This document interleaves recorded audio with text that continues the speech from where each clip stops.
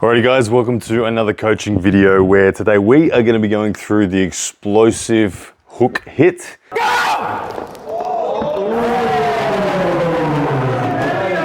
In particular, that out of straps.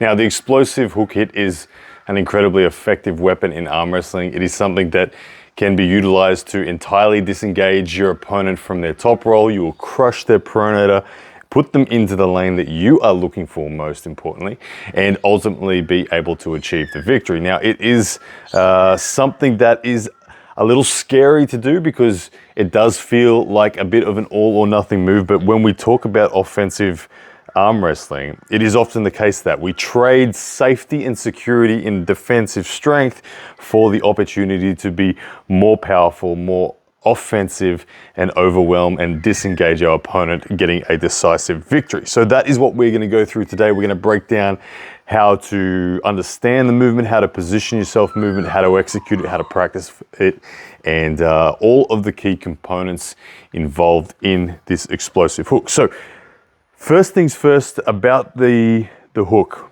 the explosive hook. What we need to recognize is our objective is to get as many muscle groups as we possibly can against as few muscle groups as our opponent is defending with as possible. So what I mean is that we're going to be attacking essentially their pronator. If we think about a big, strong top roller, and now let's just get this clear as well, that we are attacking someone as strong as us, or even someone who is stronger than us, yet we still have the ability to get a flash pin if we execute this well, because at the end of the day, if we can combine as many muscle groups as possible and a wonderful amount of force, which of course force equals mass times acceleration. So think of it as your slow moving strength times how quickly you can apply it, is really what is going to be your force. Now, doesn't matter, there can be a strength gap. If you can apply this effectively and quickly, you will overcome somebody's pronator, you will put them out of position, job done.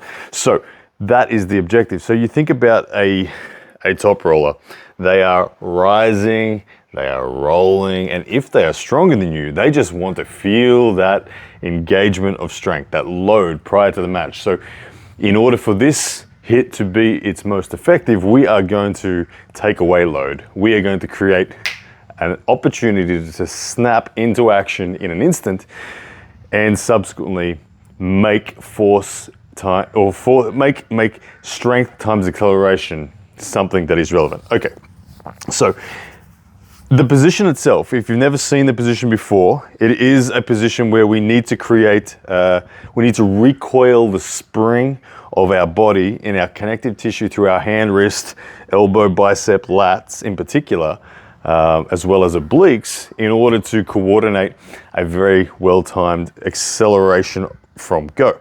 Now, the components themselves, wrist flexion, supination, bicep, and a bit of rear delt, bit of lat, and oblique to the side, a little bit of a crunch, bit of a forward crunch, bit of an oblique crunch, and a bit of twisting as well in terms of hips and core. Okay, we're going to move all those things together. Remember, the more we practice these things, the more we get them in unison with each other neurologically, the more efficient it will be and the more devastating it's going to be to our opponent's pronator, which we're just attempting to turn from here to here against their will. We don't want them to see it coming and them to move into it, because then they're in position. We want them believing that they have their top roll and they're going to succeed, and then, oh my goodness me, they've been disengaged and they're no longer even in a position to fight inside as well, hence the flash pin. Okay, so the individual components of wrist flexion, supination, bicep, rear delt, lat. Let's talk about them. The way that we position them. Okay, if I look at my hip height, when I stand next to the table, my hip bone is just there. It's about an inch above the table. For this approach to arm wrestling, I'm going to lower my center of gravity. I'm going to have you can't see my feet, but I've got a wide split stance in order to do this. My right foot is forward, my left foot is back, and my hip bone now is just on the bottom edge of the table. My belly button is pretty much equal with the top of the table. Now, this position that we're going to attack, it's going to start, I like to start with my elbow on the tricep side. Okay, front left elbow, and it's kind of just here is where the contact is in the pad. It's not center, it's not inside, it's on the outside. Okay, the reason we're doing it on the outside is we're going to back away as much as we can from where we're going. That creates tension through our connective tissue that will allow us to attack. Okay, we want down pressure supination. We want to really come forward and across and down. So we're going to set ourselves up on the outside of our tricep. Okay, being on the outside of our tricep allows for the arm to be slightly open and allows for solid engagement and drag as well, which are going to be critical. But let's talk first about the hands. What we want to do is we're going to rise and we're going to bring our thumb back and close to us. The base of my wrist here, we are going to pronate and bring away from our opponent. We are going to create tension from the back of our shoulder down the side through the brachialis into the brachioradialis and up through the extensors. Okay, imagine, so I don't want the connection on the inside of your forearm, I want the connection on the outside through your extensors. Bring it back up and load that spring. If I let go of my hand, there's a natural tension to bring it from that loaded tension back to here. Okay, we want to load that spring, get that tension in the arm. Now, in terms of body height, remember we're quite low. The reason we're quite low, guys, is so that we can, this movement here, we can get active contraction of our bicep and suddenly bring it in, as well as active contraction of our rear delt and active contraction of our lat. Those three things, we want them all together. And that's going to be with the wrist flexion, the supination. So, okay, that's what it looks like from front on. That's what it looks like from back on. Now, in terms of elbow positioning, we're going to go from, as I said, outside of tricep and slightly forward. And it's going to end up on the inside of the forearm flexors, front of elbow. Okay, so we're going to, once again, the backside, outside of the tricep to the inside of the forearm flexors. The path, depending on where your opponent is, will either be from front left to rear right, or it's going to be from front left to bottom left.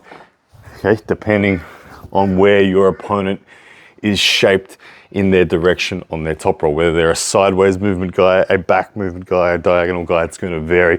You'll find the lane naturally. Okay, so we want to maximize contraction in a concentric sense. Now this is a little scary because as soon as you take away static strength, you feel more vulnerable, you feel more open. A traditional hooker who's moving slow out of straps will just try to grind their way into it with finger flexion, wrist flexion, supination, strong bicep, strong elbow and side pressure, okay? But we're making the assumption that our opponent's too strong for us to just slowly force a hook. We need that acceleration component to make this happen. So we need to make ourselves a little more vulnerable in order to have a little more potential. And that comes with that slightly open arm and that slightly open connection through our lat. We don't want to be tight, we don't want to be forward and positioned up here. Yes, we're strong defensively here, but that's not the game today. We're talking about that offensive hit. Okay, so in order to make the hit effective, all of the movements that we've described before, we really need to combine them into one. Now, it's very important that we practice this neurologically. It's not enough just to have wrist flexion. It's not enough just to have supination. It's not enough just to have some bicep. It's not enough just to have lat. Not enough just to go sideways with your hips. You have to practice the art of snapping, snapping, snapping, and combining all those things. And the more you practice this, guys, the more amazing it will be on the go. So let's do it. Let's go through my setup. My hips, I step to the table, my hips are low, my right foot's forward, my left foot's back. I get that contact that I wanted. Okay, my wrist is up. Let's talk about where to put your hand. Deep and through. Okay, deep and through is so critical in this strategy. Most top rollers that you're going to be against, remember, they're going to be running from you. They're going to be probably wrist dumped, and they're going to be creating a closeness from the base of their thumb to their shoulder, they're going to be running away from you. It's really important that you talk with the referee, get good communication, you get those thumbs together. So when those thumbs come nice and closely together, you're going to have your wrist up as high as you can go. Your thumb's going to be back and loaded. Okay.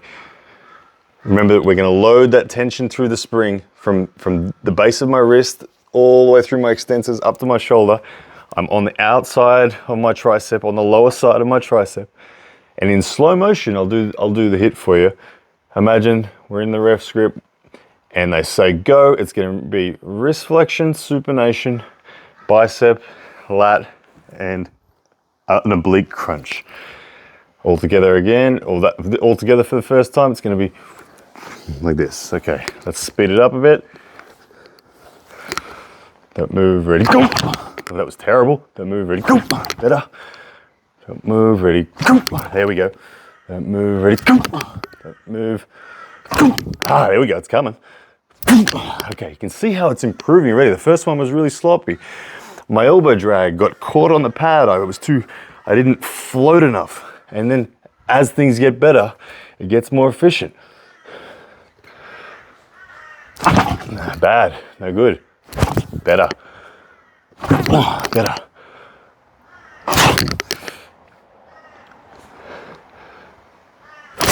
There we go. Okay, you can see the importance of the rehearsal.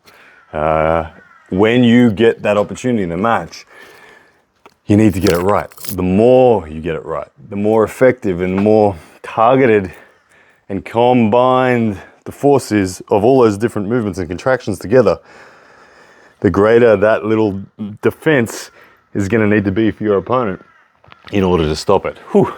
Okay, so I mentioned before that it's a dangerous thing. It leaves you a little bit out of position. One of the things that can happen in this hit is it fails. Now, if it fails, there is an insurance policy, and the good news is you don't necessarily find yourself in a position where it's too late. Now, if you get this wrong and you hit and your opponent's pronator and back pressure is simply too strong and does not move, you're in trouble out of straps. You're in trouble because you've gone kind of low, you've hit a wall. They're going to probably now add some drag, pronation, side pressure, and finish you off. So we don't want to end up there. We need to get to the slip. Now, there is an example clip that I will post from a match against Vitali Matteo. I'll put that one in right now. Come on, Tali. Come on, Vitali. Come on, Vitali. Come on, Tali. Come on, Tali. Come on, Tali. Go! Okay, and you would have just seen in that video that I made an attempt at getting this hit at defeating the pronator. When it failed, I simply let go of my fingers, my finger flexion, continued to hit and slip through. The main and most important factor when looking to achieve that is ensure that you release your fingers early enough. So you must go into the hit, into this match, with the thought that it may fail. You need to be prepared that if it does fail, you're going to release your fingers early enough. If you wait until your opponent catches you and starts applying side pressure, there's a high chance you will slip in a losing position, be fouled out. So you must release your fingers whilst your opponent is responding to your initial pressure. Now, your initial pressure is going to be across, supinate, and down. Their reaction is going to be to rise. Now, when they rise, bicep pronation, that's when you let go. When they're still rising, it's safe to release your fingers. You'll slip underneath very, very easily. They will have almost no chance of catching you. And then you're off to the straps, and then it's a complete different story. Lanes change. That's another video entirely, but it is a completely different thing. So guys, in summary, let's go over it one more time in a basic sense. The offensive hook, the explosive offensive hook out of straps is an incredibly effective arm wrestling strategy to go with. I'm a big believer that you take your opponent where they are vulnerable more than you go where you think you are naturally strong. This mentality in arm wrestling will set you up to defeat opponents that are stronger than you. And to be honest, that's the best feeling in the sport. It is a surprise tactic a lot of the time that will make a top roller feel like, what the hell just happened? How did I get so disengaged so quickly and so effectively? And it will truly be one of the most satisfying victories that you get. The way we do it, in a quick summary, we lower our hips, we rise up, we load the spring, we back away from the hook, load the spring, we have a no load situation, so we take use of force equals mass times acceleration at the go. We are deep and past and up in our hand position relative to our opponent. And on the go, we combine wrist flexion, supination, bicep, rear delt, lat, and hip flexion. And it looks like this. And hopefully you get the victory. All right, guys, hope you enjoyed that one. Many more to come. Guys, if you want one-on-one coaching, you can grab it with me directly on Instagram. There's a link in the description on this video where you'll be able to take you to that. It costs $30. You get the ability to message me directly, ask questions of me directly about your arm wrestling. You can send me videos of your arm wrestling. I'll be able to review that. You can even send me videos of your opponents. I'll review them as well and tell you where they're vulnerable as you prepare for a super match or something like that. I really enjoy it. I hope you get something out of it too. My passion is to take arm wrestlers from the level they're at now into the pro ranks and beyond. It's an amazing sport. And I've loved studying the biomechanics of it, and I'm more than excited to help you take your game to the next level. So that one, guys, the link is in the description. We do it all via Instagram, and yeah, good stuff. All right, guys, take care, and I'll see you soon.